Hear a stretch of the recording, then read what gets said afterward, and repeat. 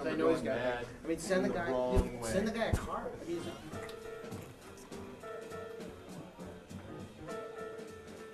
I mean, nice, Kel.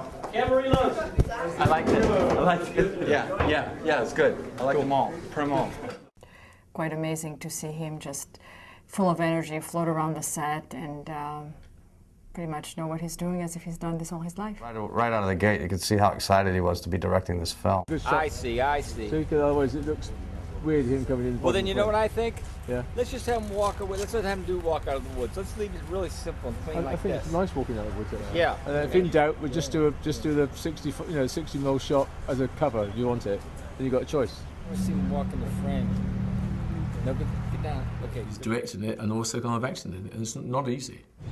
Okay, good. And that way we see her face, and then we see the church. Have you been in the church yet? No. Oh, it's pretty. I'm in business. Here we go, guys. Pictures up. Thanks, Kel. Ron Lazaretti, who wrote it, we made a film 8 or 9 years ago now, called The Opera Lover. And he wrote this piece, and I just, I read it, and I always liked it. I mean, why wouldn't you? Well, let's try this again, but rather than have Tom be the star of the film, which is what we did the first time, there's a learning curve in life, so we make mistakes, fall down, and try it again. It went away and came back 3 or 4 times like these projects do, and I got a call from Tom saying, oh, you know what, we've raised enough money to start making serious offers, and who should we go to next? And Michael Keaton was on the list. We're not a studio, and we're the Chicago business community type guys. I've done a lot of things. I've owned a shipyard. I've owned a car dealership. I own a produce company with Tom. I've invested and been involved in a lot of different businesses. So it's the first time I've been involved in a movie. Hire good people and get out of their way. Let them do what they do well.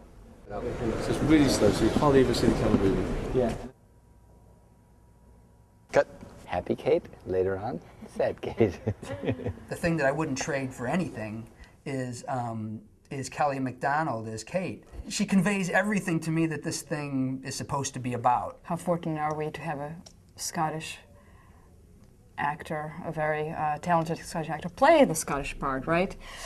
And having Michael in the, playing the part of the contract killer. At this point, I was going to direct it.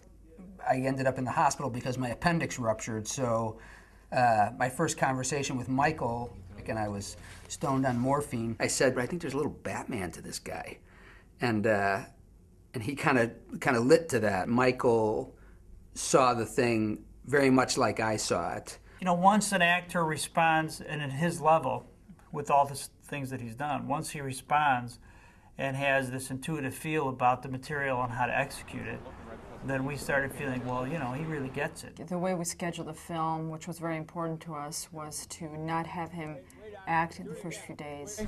How was that? Frank, to me, was somebody that probably was, in some ways, felt a little late in the game to be able to change himself. Michael has always kind of had this, I got questions for you. I don't know if I wanted you to tell me. You remember a fellow named Charlie Weiss? Doesn't really ring a bell. No. You'd remember. Bald, glasses, kind of sweaty. I tend to remember the suits rather than the people in them. When the Frank character meets Kate, he's ready to, assassinate someone, so he's looking through his scope and sees her through a window because he kind of sees her as a guardian angel. So I think that's a great moment because it's also, they're far away from each other, 2 different buildings, and it's the dead of night and he's looking through a scope where he's going to kill someone. You see him like that, religious or not, you just want to run into his arms. I kind of liked that notion that, all along some guy thinks he's found his salvation. I mean, when he sees her for the first time, I always kind of felt like he wasn't sure what he saw. Chris, just coming in? Or do you think you want to find me here? I think that motion is good. Okay. Yeah. You're just scoping the place, just scoping full of everybody is. Yeah, when I see her. Okay, good. Find it there, buddy.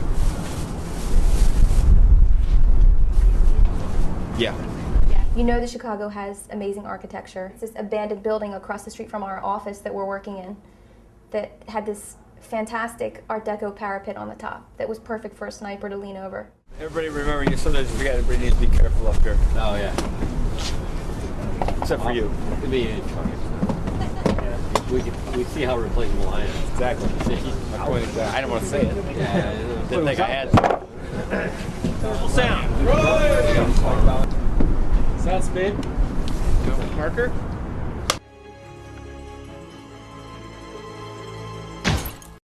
Her character has always been kind of tricky in that I never wanted to play her totally as a victim, but I kind of liked the idea that you could imagine that she was somebody who had made some, you know, some choices that weren't the best choices, that she constantly maybe made herself vulnerable to bad situations.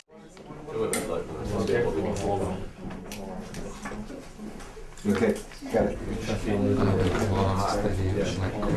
You know, your two shots.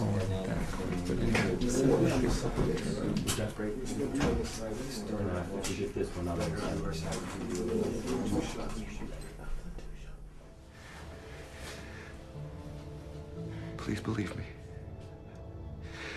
Believe me. And grant me forgiveness.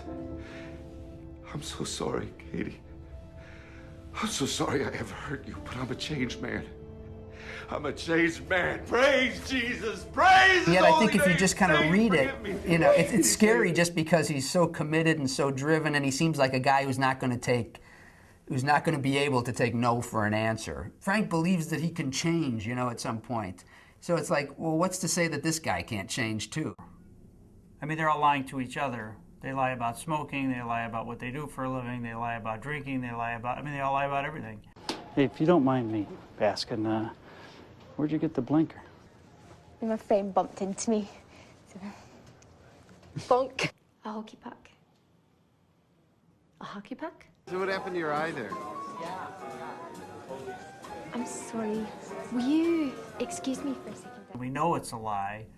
We kind of let that slide over our head because, hey, you know, I really like her. So if it's a hockey puck or a telescope, whatever.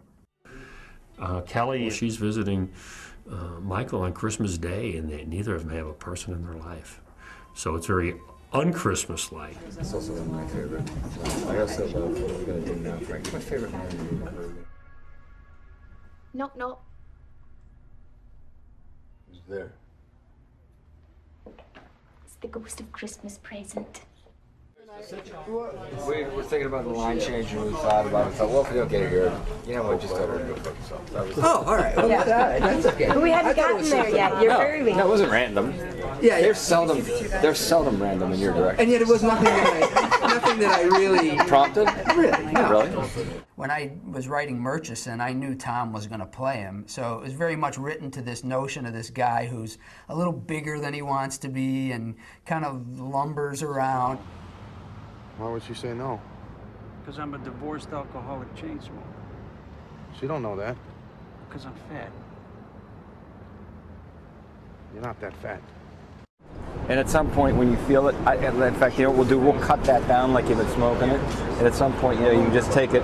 Let me see you put it in the cup. Put the cup away. It's a nice piece of business, and then you don't have to worry about matching as well. A rack to each. Yeah. Let's let them look at it. You know, instead of driving by. You know, so if you want to lean back and just play that. You know, against the car or whatever. Just like. Yeah, make it real obvious. Yeah. Just give me the door there. Okay. Okay. And then he's got to walk. As soon as he gets to the camera, then that's end of the shot, because otherwise they'll be crossing the camera. Just play what he does, because I think he knows what he's doing. Okay, here we go, and background, and action. Yeah, she was kind of cute, wasn't she? You were hot. He's a natural. Tommy's a natural. Did you think that was? I don't know. I'm just a guy.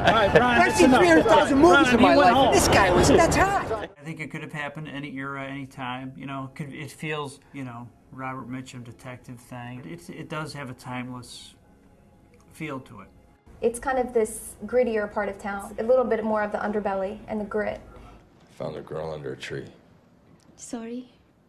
No, There's little interactions between between the two characters, where those two people encounter each other and change each other's lives. Found a girl under a tree. Wow, you must have been a very good boy. When I read the script the first time, you could see it. You could see what was going on. Yeah, just all those characters came to life. I made a very conscious effort on this to like not make it about people talking. I was trying to do something that was more about the imagery than it was about the conversations. And so we had some great angles of camera, which was really just expressing kind of emotions. I mean, that's where the camera is important to me, as well as lighting. But the emotion of the scene can be told or enhanced, or in fact ruined by the choice of an angle of a shot. I want to come, and her face is kind of like, what a cool place this is. Now I want to come back to her at the end, same place, except her like going, what's going on? Right. You know? And then footsteps, and her going, and I want to read on her face, I hope that's not Frank, but I hope it's Frank. Right. You know what I mean? It's quiet, very quiet. And I think what I do is, all I do is I get up and I walk away, and that's it. The moment that they knew was going to come, now he left you, I left you, the husband's gone. It's risky, you know, the shot. And usually in life when you think, I passed the test, I'm free, there's usually another test or two. It's nice, isn't it? And then I just come back and I sit behind her. And I might need to be one more back.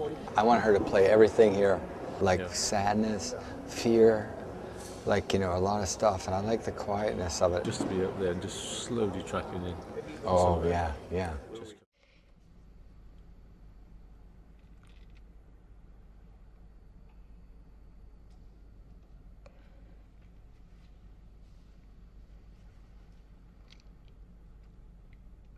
What are we gonna do now, Frank?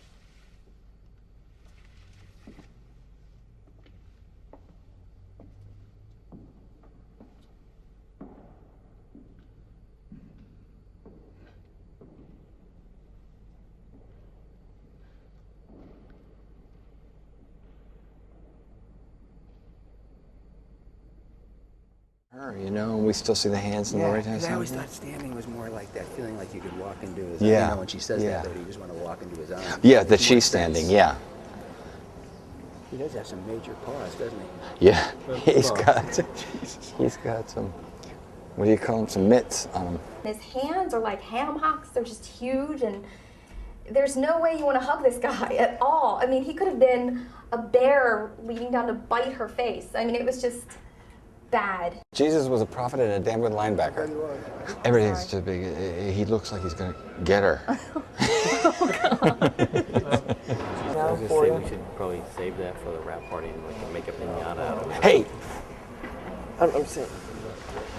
Everybody just pulled together, and without any finger pointing or pissiness, they just really found an amazing shot out of it, which I think might be my favorite of the movie.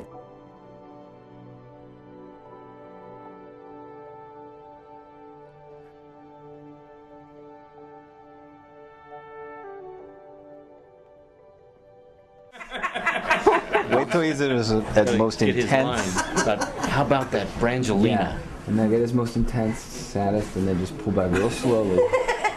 See me reading here. Yeah. And then let somebody else yell cut, and I'll just kind of glance up.